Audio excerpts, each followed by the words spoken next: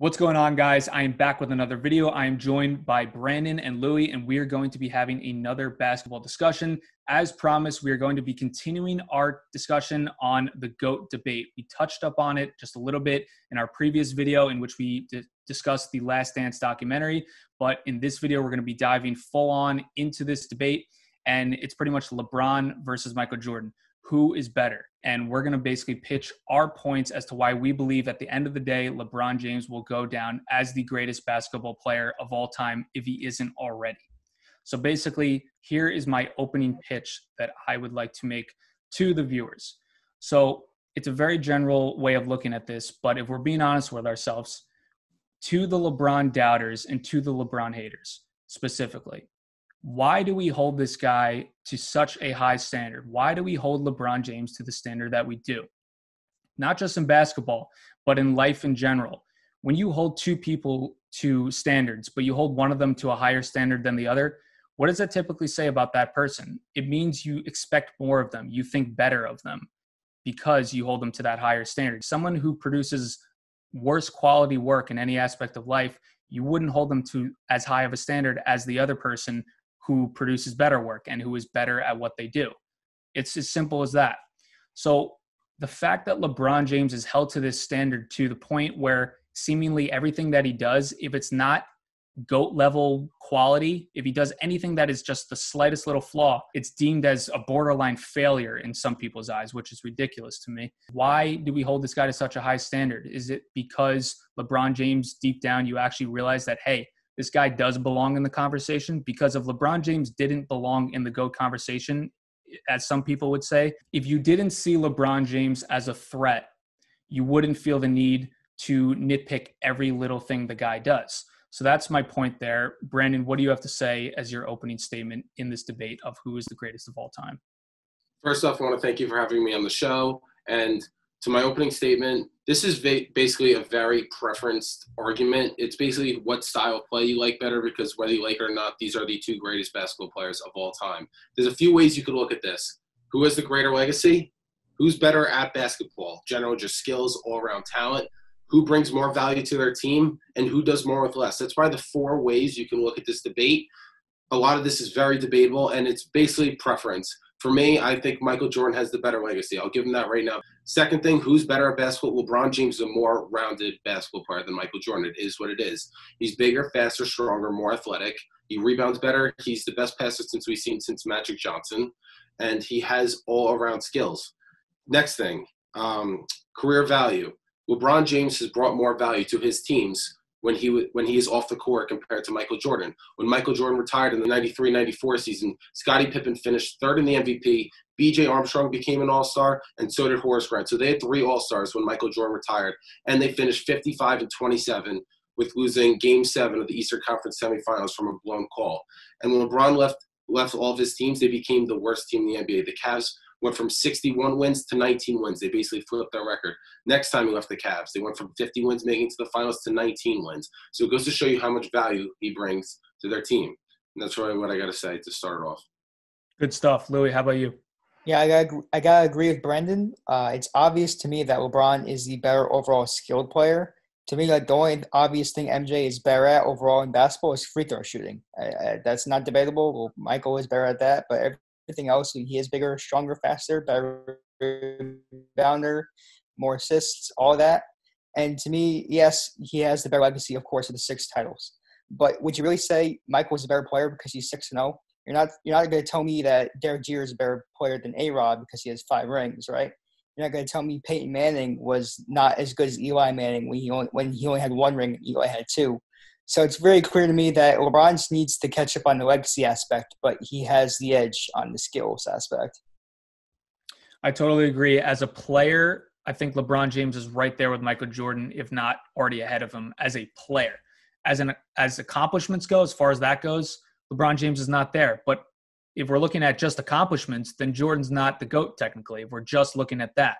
Because technically Bill Russell's ahead of him in accomplishments. Kareem Abdul-Jabbar is ahead of him in accomplishments. So it's really not an accomplishments argument. It's an all-around argument. Obviously, accomplishments are part of the argument and I think are just as important as the statistics. But if you're just using the 6-0 as your main point as to why Jordan is better than LeBron, that's totally out of context. You have to look at the era they played in, the teammates they played with, and the teams they faced in the finals. So it's not fair to just use the 6-0 as a cop-out answer as to why Jordan is better than LeBron James. If we're so stuck on the perfect record, then Joe Montana really should be your GOAT. I know Brady has more rings than him, but Joe Montana has the most Super Bowl rings with a perfect record in the Super Bowl. And quite frankly, Tom Brady didn't even need to get 6 rings to be considered the GOAT. People jumped ship on Joe Montana right as soon as Brady got his 5th.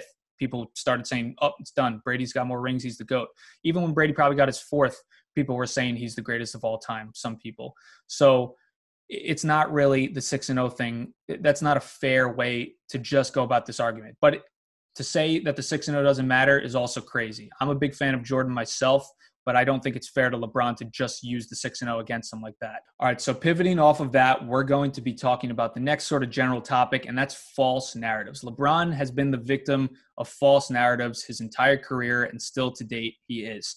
So especially with this Michael Jordan Last Dance documentary, we saw how some of the false narratives sort of like got exposed. Some of the nitpicky stuff that people get on LeBron for and criticize him for, those same things happen to Michael Jordan, yet Jordan gets a pass seemingly on all of them. But LeBron, just the hammer is thrown down on him, and he just gets, criticized on pretty much a day-to-day basis for those same things that happen to Michael Jordan. Brandon, what do you have to say about this? First and foremost, all you Jordians make me sick out of my mind because all you guys do is bring up false narratives. First things first, if you're one of those guys who only uses the finals record, you are an idiot, straight up. Why does LeBron get criticized for all those finals losses, especially the 4 with the Cavs? Let me touch on those. The one in 2007 against the San Antonio Spurs, they are ranked the 2nd greatest team of the 21st century behind the Spurs, by the way, if you did not know that. Second of all, he was 22, leading a team with absolutely nobody on his team. It's basically equivalent to holding Michael Jordan being 1-9 without Scottie Pippen. Even though that is a dumb narrative as well, we should not criticize either one of them for losing because none of those teams had any business being where they were, and they did not expect to win anything. Those teams were terrible. Next thing, the 3 finals losses with the Cavs in his second stint back. First one, in 2015, he lost his 2nd best player in Kyrie Irving, his 3rd best player, Kevin Love. Let me ask you a question. Has Michael Jordan ever played a finals without Scottie Pippen and Tony Kukoc in his third three-peat, or in his first three-peat? Did he ever play finals without Scottie Pippen and Horace Grant? The answer is no. So that narrative could go. It's 2017, 2018. These narratives that said, I heard Jalen Rose say it on NBA Jump, I believe it was, that Michael Jordan stopped guys from getting rings. Everyone in LeBron's era is getting rings. So the only difference is player movement. So LeBron's 2 biggest rivals had to join together just to beat him, but that didn't happen in Michael Jordan's era, so they just beat him. Next thing, LeBron was saved in 2013 and 2016. This is absolutely – so let me get this straight. In 2013, Game 6, going to the 4th quarter, down 10, LeBron James scored 16 points, 2 assists. That comes out to responsible for 22 points. That is more points than the entire San Antonio Spurs team, and we all know the famous Ray Allen shot. That was the most clutch shot in NBA history. I will absolutely give him that. It takes a team to win a championship, not one player. We need to get this straight. And in 2016, you say Kyrie Irving saved LeBron James. In what world is a game-winning shot with 53 seconds, up 3 points with the greatest shooting backcourt of all time? And another thing in that 4th quarter, the Cavaliers scored 18 points in that 4th quarter. LeBron James scored 11 of them. He assisted on 2 more. That's a total of 15 points. In that timeout, he told Ty Lue to get the ball to Kyrie Irving. So in reality, he was responsible for all 18 points.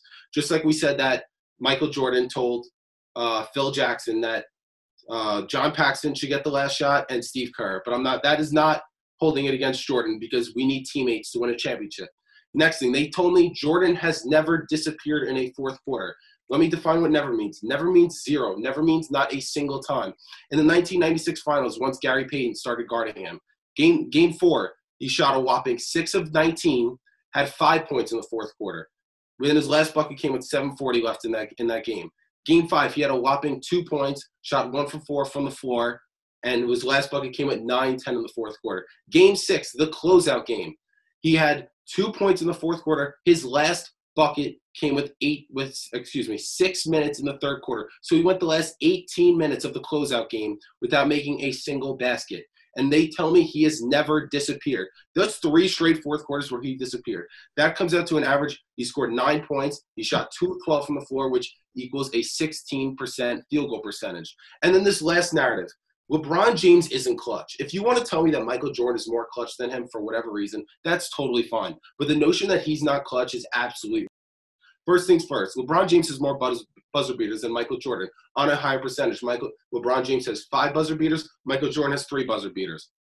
In the last 10 seconds of the playoff game to tie or take the lead, LeBron James is 12 for 23, and Michael Jordan is 7 for 15. If you can't do math, LeBron James not only has 5 more, but he also is shooting a higher percentage. And last but not least, LeBron James has the most points per game in elimination games and the most points in the game 7s. That's all I got to say. The floor is yours. All right, good stuff, Brandon. Lou, do you have anything to say about the false narratives that LeBron faces? Yeah, I fully agree with Brendan, especially in the 2013 NBA Finals. That narrative really needs to stop about Ray Allen saving him. Who sparked that rally? The Heat were down 75-65 in the fourth quarter, and the Heat went on a 20-7 run at the end of the game. And who hit the three-pointer before Ray Allen? LeBron James did. LeBron is solely responsible for bringing the team back into that game. And then what does he do in Game 7? He gets a triple-double and seals the deal with the shot in the last minute of the game. He needs credit with the 2018 playoffs. That was the most insane clutch playoff performance we've ever seen against the Raptors and everyone in that game. I know he lost in the finals, but that was the most impressive playoff performances that I think I've ever seen, and arguably the best playoff performance in NBA history. Yeah, I totally agree, Louis. The 2018 LeBron James playoffs, as an individual player, LeBron James, that's as good as it gets. If you want to watch, what the best NBA player in history looks like, LeBron James in the 2018 playoffs is as good as it gets. There's never been a player to outperform the way LeBron, what he did for that Cavs team in 2018. I know he didn't win the title, but how could you honestly blame the man for taking a team that had no business, honestly, even making it to the conference finals, let alone the finals? You could argue they had no business making the second round. I mean, LeBron James really had no help on that team. It's because of LeBron James. That team is a flat-out lottery team, maybe a top 5 worst team in the NBA without LeBron James. But LeBron James, the one player, takes a team that's probably a top 5, worst team in the NBA to the finals. That dramatic difference is something that we've not seen really any player in the modern era. LeBron James is the only player to do something that significant, take a team of that quality and make them that good that quickly. So the next topic we're going to discuss is who brings more value to their team as an individual player. For us, the answer is LeBron James, and here's why. But before we even talk about that, let's discuss the topic of MVPs. It stands for most valuable player. Michael Jordan has 5 of those awards. LeBron James currently has 4, seeking his 5th. Now, if you're going to make a huge deal about a 1 MVP award difference, I mean, that's really not fair. It would be one thing to say if Michael Jordan had 5 MVPs and LeBron had 1 or 2 MVPs, then maybe you got something there. But if you're going to make a big deal about a difference of just 1 more MVP, I mean, that's pretty ridiculous to me. We all know LeBron James has been pretty much the most valuable individual player for a franchise in the last decade pretty much, but the NBA got bored, of giving him the MVP and didn't want to just give it to LeBron every year. But if you're going to try to convince me that Russell Westbrook or, James Harden is a more valuable player than LeBron James, you're crazy. LeBron James is the single most valuable player in the history of basketball. He can do the most with the least.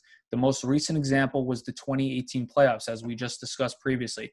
What LeBron James did, he took a team that had no business being in the NBA Finals to the NBA Finals. Let's talk about, when he was 22 years old and he took the Cavs to the Finals back then as a 22-year-old with a team that wasn't much better than the 2018 team. Maybe it was slightly better, but his second best player was pretty much Anderson Varejao or Ilgauskas. I mean, we're talking about a team that also had no business getting that far. And for LeBron James as a 22-year-old in the NBA, most 22-year-old stars in the NBA today don't even make the playoffs. And if they do make the playoffs, they don't get very far. Usually the veterans are who win in the NBA today. What LeBron does as an individual is unprecedented. We've never really seen anything like it for this long, be able to take teams as far as he has. And what happens when LeBron James leaves a team? They fall apart. They don't maintain any kind of relevancy. The only team that maintained some relevancy post LeBron is the Miami Heat, but they weren't anything close to a serious finals contender. I believe they maybe made the playoffs the first year after LeBron left, and they were like a 7th or 8th seed. But nobody considered them any kind of threat to go back to the finals post LeBron. They knew the time was over. D Wade was, in the second half of his career. Chris Bosh was fading out of the league. That team was nothing without LeBron. And then don't even get me started with the Cavs. The guy leaves Cleveland. They turn into pretty much the worst team in the NBA in that 4-year stretch when he was in Miami. He comes back, and they instantly go to 4 finals. No break, no playoffs and then finals. No. Go from the lottery, the number 1 pick 3 out of 4 years, to the NBA finals and winning a championship in 2016. That difference of, taking the team that bad to that good is something that is just absolutely incredible for LeBron and something that Michael Jordan can't say he's accomplished. So, Brandon, what do you have to say about value as far as when it comes to LeBron James? I'm just on the LeBron James train in terms of that, and it's no disrespect to Michael Jordan because neither of these teams are title contenders without them. They are the 2 most valuable players in the history of this league. But just the thing that with LeBron James is when he is not on the court, those teams are absolutely terrible. When the Miami Heat, his stint with the Miami Heat, in the 18 games he didn't play, the Miami Heat went 9-9. In his second stint in Cleveland, the 3 years with Kyrie Irving, that they all call a super team, when LeBron James did not play, the Cavaliers were 4-23. And as Alex mentioned before, when LeBron James leaves, the teams are basically the lottery pick. They both times LeBron James left the Cleveland Cavaliers, they went 19-61. It goes to show you how much value he brings to the team, and especially those rosters are looking basically identical. I agree, Louis. How about you? Yeah, it's definitely not a knock against Jordan or anything. It's not his fault that he was on the Bulls. That was already a solid team without him. But it is true that LeBron is definitely, without a fact, makes the team when he joins them. So there's no doubt that LeBron adds way more value than Jordan. There's a stat called win shares, which is a stat that assesses players' value in terms of his ability to help his team win games. And LeBron James, for his career, has a win share of 236.12 according to Basketball Reference. That is third all time behind Kareem Abdul-Jabbar and Wilt Chamberlain. Michael Jordan is 5th with a 214.2. So they add great value, but according to the stats, LeBron James is without a doubt adds more value to his team. Yeah, I mean, just like a little fun fact. I mean, LeBron James won 66 games with a team in which the starting lineup was himself, Anderson Varejao, Zydrunas Ilgauskas, Delonte West, and Mo Williams. I mean, name another player that's winning 66 games in the modern era, and when I say modern era, I mean pretty much Jordan era to present is, I would say, most people consider like modern era basketball for the most part. Name another player that's winning 66 games with a team of that quality in this era. You can't. LeBron James is that guy. I mean, that's incredible. It's one of the greatest statistical, win seasons of all time, with probably the worst team to win that many games. As an individual player, brings just a tremendous amount of value to his team, as we all discussed. So one thing I also wanted to add about whose team was basically better. The difference about Michael Jordan's Chicago Bulls is their defense. And you won't see this on Basketball Reference. Not only are the games lower scoring, but if you look at that team top to bottom, Michael Jordan, Scottie Pippen, Dennis Rodman, go down the list, they're all elite defenders. Defense wins championships. And on the offensive end, Michael Jordan is going to take about 40% of the shots. If you watch his games, he really doesn't pass the ball unless he's getting doubled. If he is one-on-one, he is taking the shot. That's what he does. And it worked. There's nothing wrong with that. But on Basketball Reference, if that's what you're referring to, you're not going to see necessarily whose team is better. And they both need different supporting casts. Michael Jordan was like, get me defenders. I'll do the offensive work. That's all we need. We'll win like that. LeBron James is like, get me shooters. Get me some guys who can play a little defense. Just get me my sidekick who can create his own shot so it takes a little weight off my shoulders. That's the difference in their teams. And you can't say, well, what if LeBron was on the Bulls or Michael Jordan was on the Heat or the Cavs? It's not like that because they both are two different entirely players. They both need a different supporting cast in order to win. That's the difference. All right, so entering the final portion of this debate, we're pretty much going to talk about what does LeBron James need to do at this point to convince, I guess, the majority of people that he is the greatest player of all time or will go down as the greatest player of all time.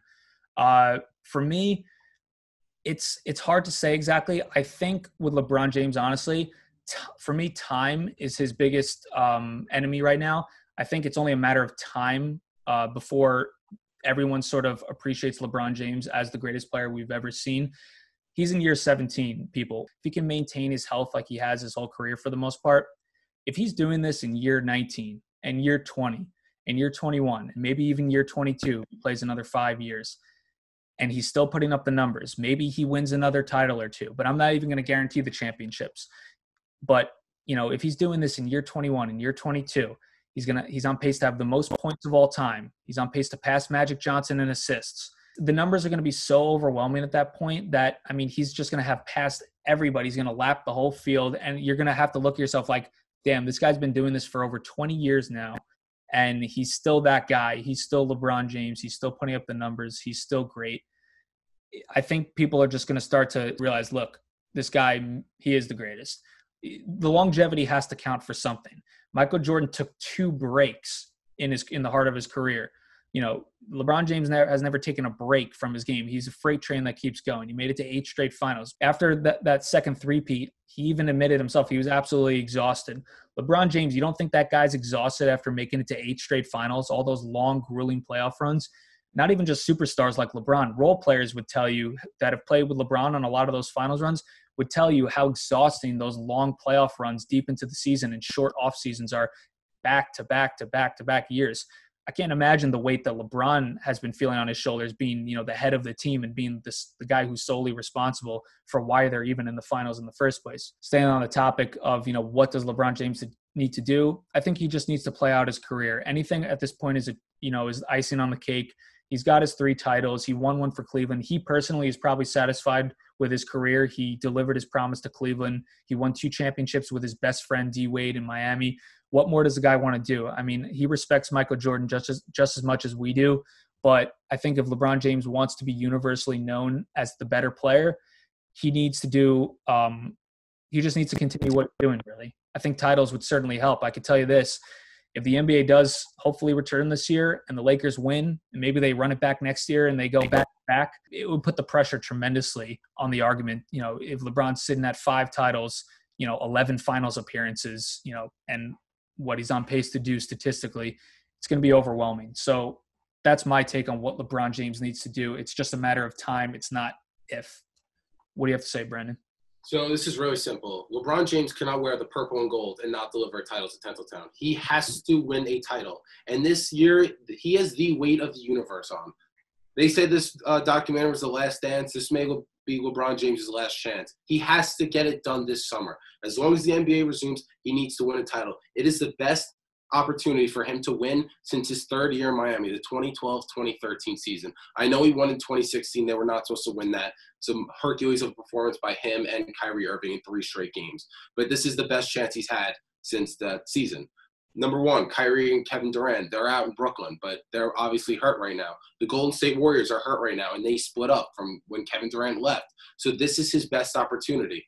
And I would argue that this is the best supporting cast he's had since Miami, if not better. I love what they have top to bottom. Anthony Davis, superstar, both ends in the court. And I love Dwight Howard and JaVale McGee, the interior protection they bring. And that's why the Lakers are a top defensive team this year.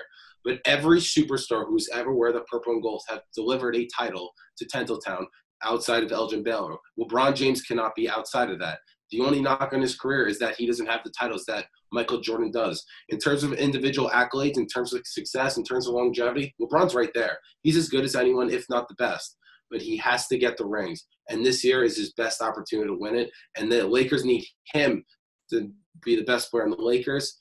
And not only that, he needs to be the best player in the world like we know he is. He has to get it done this year. Not wait till next year. Not wait a couple years down the road right now because it may be his last chance to win. He's got to get the 4th. He's got to get the 1 for the Lakers. And that would put him 2nd all-time in Finals MVPs, assuming he wins Finals MVP, with 4 behind Michael Jordan, which is fine because of the competition difference that they went against. So if he does finish his career with 4, winning Finals MVPs for 3 different franchises and in both conferences, I would put LeBron James ahead of Michael Jordan in terms of legacy. That's all he needs. It's a last title, and it has to be with the Lakers. I agree. The pressure is definitely on for LeBron this year to win. He really needs that 4th title, and then he can go from there. But he really needs to get that 4th one out of the way. Winning for the Lakers, being his 3rd franchise that, he's been with. A lot of people, have criticized him for being, the Eastern Conference, he's just cruised through it. It's been a weak East. That's a different argument, for a different debate. But LeBron James went to the West and immediately, made the Lakers the top team in the West. So, I mean, if you think LeBron was afraid of the West, you're crazy. I mean, he could do it in any conference against any competition.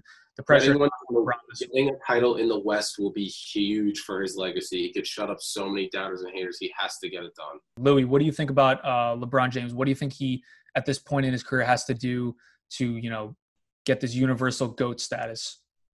To me, I think he just has to play out his career. I think winning a title with LA would be the cherry on top, but I already think he made his mark in history with the 3-1 comeback.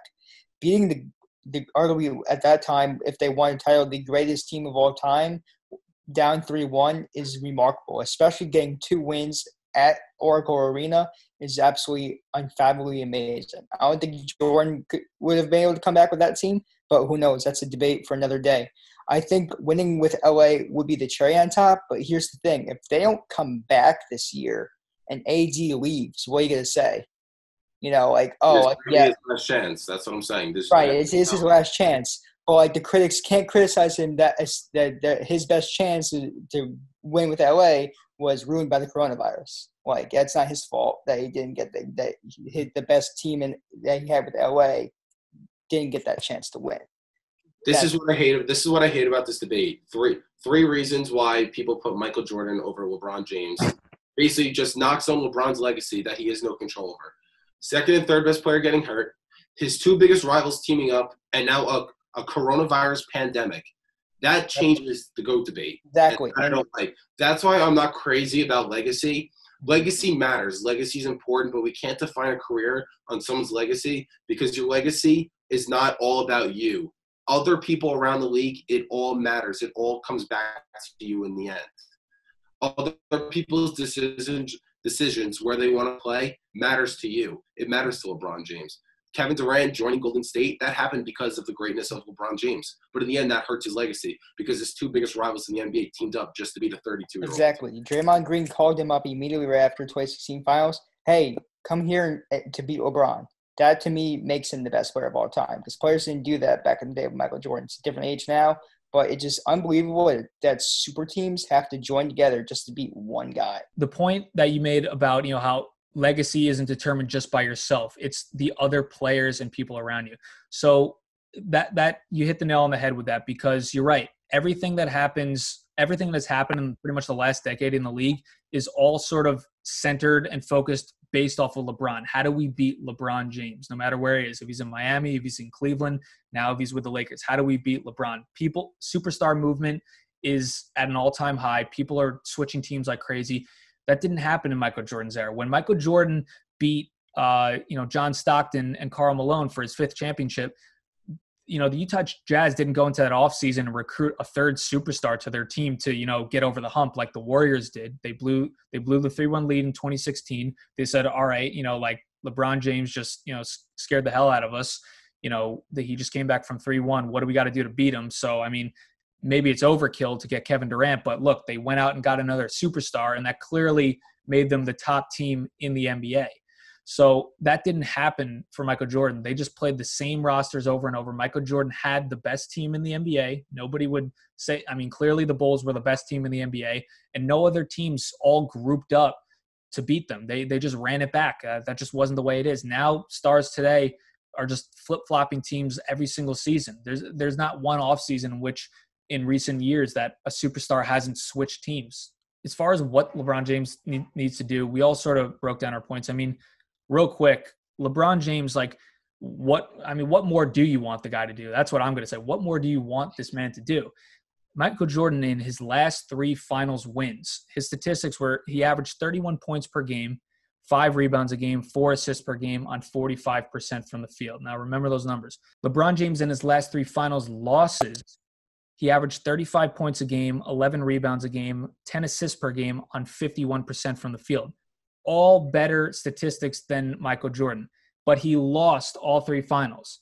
You can't say LeBron played bad because those numbers are all better than Michael's numbers. So what does that say about LeBron James? If he's putting up better numbers in every statistical category than Michael Jordan in the finals, you know what that says about LeBron? That says he's either playing with inferior teammates to Michael Jordan, which is true. Michael Jordan's teams were better, or the teams LeBron is playing against are superior to the teams that Michael Jordan was playing.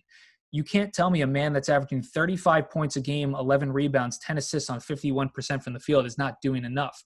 What more do you want the guy to do? Does he need to average a 60-point triple-double to win these games? Against the Golden State Warriors, that might have been what LeBron needed to do, honestly, especially in 2018. I think anything short of a 60-point triple-double for LeBron James just wouldn't be enough to beat those Golden State Warriors, considering the supporting cast LeBron James has had. So I don't know what more you want LeBron James to do. The numbers speak for themselves. He puts up the numbers like Jordan, if not better. It's, yeah, I get it, the 6-0. But the fact that LeBron James has made it to more finals counts for something. It has to count for something. He's already made it to more finals. He's probably going to make it to even more. He's probably, he could make it this year. We'll see what he does with LA. But as it stands, he's made it to more finals than Jordan. I believe he's played tougher finals opponents. I mean, that Golden State team is right up there with some of the best teams of all time. I mean, if you ask people who are the best teams of all time, a lot of people would say the Chicago Bulls, and that was Michael Jordan's team. Obviously, Michael Jordan's the centerpiece, but that might be the best team of all time. And if it's not, I mean, Golden State Warriors with Kevin Durant might be the best team of all time. The difference is LeBron James had to go up against that. So that's the difference there. But I think we all made our points as far as what LeBron James needs to do. For me, it's time. I think these guys also agree. It's sort of like just a matter of time. LeBron James has to continue out, what he's doing. Anything else is just the cherry on top. If he wins more titles, that's great. I think it really is, though, important, as Brandon stated, that this year is the year for LeBron James to get that fourth ring for a third franchise and for, a historic franchise like the Lakers. It would mean a lot for them. So he can finish his career with the Lakers without winning a title. He has to get it done. There's no excuse. Totally agree. This is your best chance. Every player of his, realm and caliber of greatness has won a championship with the Lakers. So he has to get it done himself, and this is a great opportunity to. So that's pretty much going to wrap up our debate. If you guys wanted to add anything to our debate, if you have any comments, questions, definitely drop them down in the comments down below. I'm going to be checking those out. Drop a like on this video if you enjoyed. And yeah, subscribe for much more content. We're going to be doing these talks about a variety of NBA topics, whether the NBA season comes back, that would be great, much more to talk about. But even if the NBA doesn't come back, there's still a lot to talk about as far as how the NBA is going to move forward into next season. But like I said, definitely drop some comments down below. I really want to see what you guys have to say on the LeBron-Michael Jordan debate. So that's pretty much going to do it for this video. Thank you, Brandon and Louis, for coming on the show. I'm going to link their social medias down below. That's going to do it for this one. Catch you guys on the next video.